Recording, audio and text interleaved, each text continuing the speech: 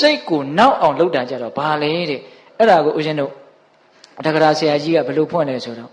စိတ်ကိုနောက်အောင်လှုပ်တာကတော့နိဝရဏတရား၅ပါးပဲတဲ့ဘာတဲ့တော့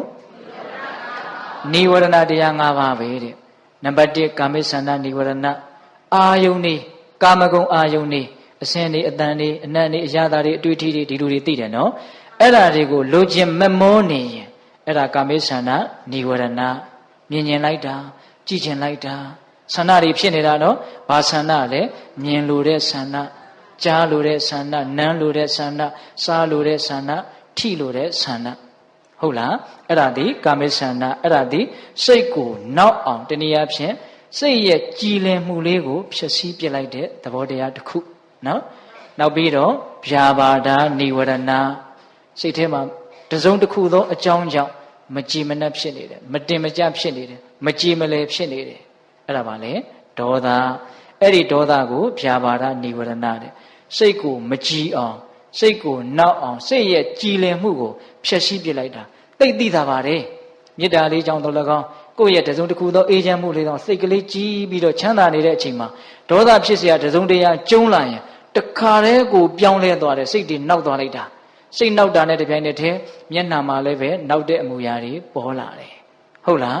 ဒါကြောင့်ဒုတိယစိတ်ကိုနောက်အောင်လုပ်တာက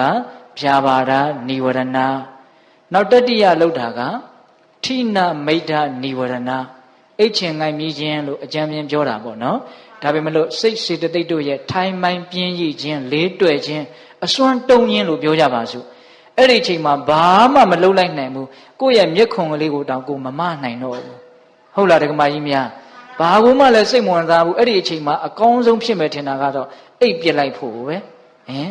အိတ်နေတာကိုဘဝရဲ့မြုံတဲ့အချိန်လို့ဘုရားကဟောတယ်နော်အေးအိတ်ဖို့အတွက်ထိနာမိတ်တာမဖြစ်ဖ ೇನೆ အိတ်လို့ရပါမလားအေးဒါတော့ယဟန္တာတွေကိုတော့ကျင်ထားပေါ့နော်ဟုတ်လားအေးပုထုဇဉ်တွေမှာတော့ထိနာမိတ်တာဥရှိပြီးတော့အိတ်သွားတာပါပဲဟုတ်လားအဲ့ဒါလို့စိတ်စေတသိက်တို့ရဲ့အစွမ်းတုံခြင်းထိုင်မှန်ပြင်းရည်လေးကန်ခြင်းအဲ့ဒါထောင်ကြခြင်းနဲ့တူတယ်လို့တောင်မှဘုရားကဟောတယ်ထောင်ထဲမှာနေရင်အဲ့ဒီထောင်ထဲကထွက်လို့မရဘူးလေဟုတ်လားအဲ့လိုပဲထိုင်မှန်ပြင်းရင်ဖြစ်လာလို့ရှိရင်အကျိုးရှိတာဘာမှထွက်လို့မရတော့ဘူးအဲ့ဒီအချိန်ကြမှာတော့ဘာမှကိုတကယ်ကိုအကျိုးရှိတာလုပ်လို့မရဘူးဒါကြောင့်သူဒီလည်းပဲစိတ်ကိုနောက်ကျအောင်ပြုတဲ့တရားတစ်ခုဘယ်နှခုရှိသွားပြီ၃ခုရှိသွားပြီနောက်ဥဒိစ္စကုတ်ကုတ်ဆာနိဝရဏတဲ့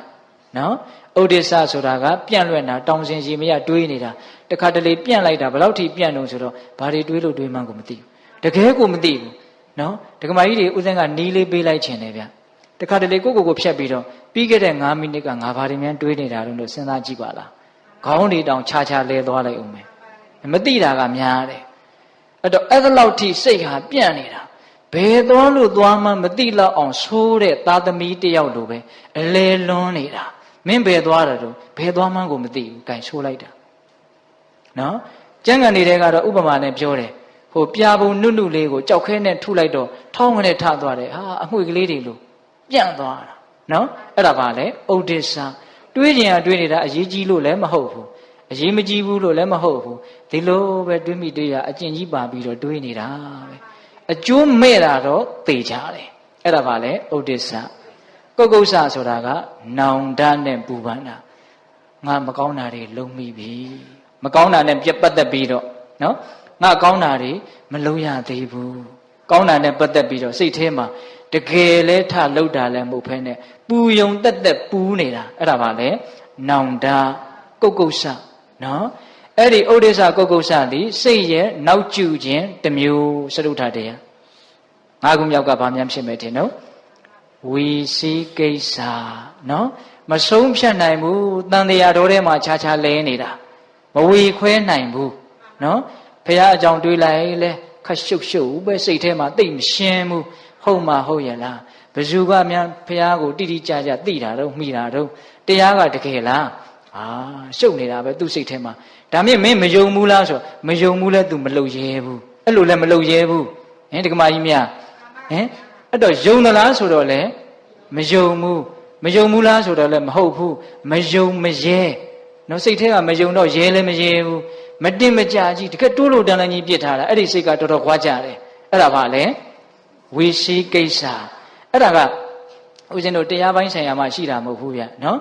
အေးတရားပိုင်းဆိုင်ရာရှိတာကတော့တကယ်ဝိသိကိစ္စအစစ်ပေါ့နော်အေးဒီပြင်ကိစ္စတွေမှာတောင်မှဝိသိကိစ္စဖြစ်နေရင်စိတ်ကတော့ဆင်းရဲတာအမှန်ပဲနော်မတင်မကြကြီးမပြတ်မသားကြီးမဆုံးဖြတ်နိုင်ဘူးဟုတ်လားအဲ့ဒါလို့ယရနာမြတ်သုံးပါးနဲ့တကွကံကံရဲ့အကျိုးကိုမယုံဘူးလည်းမဟုတ်ဘူးယုံတယ်လည်းမဟုတ်ဘူးဟိုမရောက်ဒီမရောက်အဲ့ဒါလိုမျိုးကြီးမဆုံးဖြတ်နိုင်တာကိုစိတ်ရဲ့ပြင်စမမြောက်ညင်ညူးကြောင်းတရားကျမ်းဂန်နေတဲ့မှာတော့လမ်းနှစ်ခွနဲ့ဥပမာပေးတယ်ဟိုသွားရမှလို့ဒီသွားရမှလို့အဲ့ဒါလိုငေးနေတုံးနောက်ကလူဆိုးတွေရဲ့နှိမ့်ဆက်ခြင်းကိုခံရလို့ဒုက္ခရောက်ရတဲ့လမ်းနှစ်ခွရှေ့မှာရက်နေတဲ့ခရီးတွေနဲ့တူလို့ဝိသိကိစ္စကိုလမ်းနှစ်ခွလို့ပြောတယ်ဒီဒေသနာတော်မှာတော့ဝိသိကိစ္စသည်စိတ်ကိုနောက်ကျစေတယ်လို့ပြောတာဟုတ်လားဒါကြောင့်စိတ်ကိုကြည်ခြင်းတယ်ဆိုရင်စိတ်ကိုနောက်စေတတ်တဲ့အရာတွေကိုဘာလို့ရမလဲ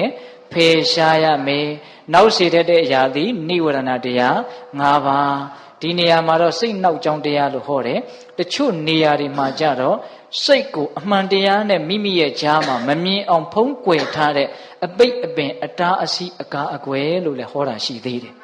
နိဝရဏဆိုတဲ့ပါဠိရဲ့ဓာတ်ရဲ့အဓိပ္ပာယ်ကပိတ်ပင်ခြင်းတားဆီးခြင်းကာကွယ်ခြင်းမမြင်ရအောင်ဖုံးလွှမ်းခြင်းလို့အဓိပ္ပာယ်ရတယ်ဟုတ်လား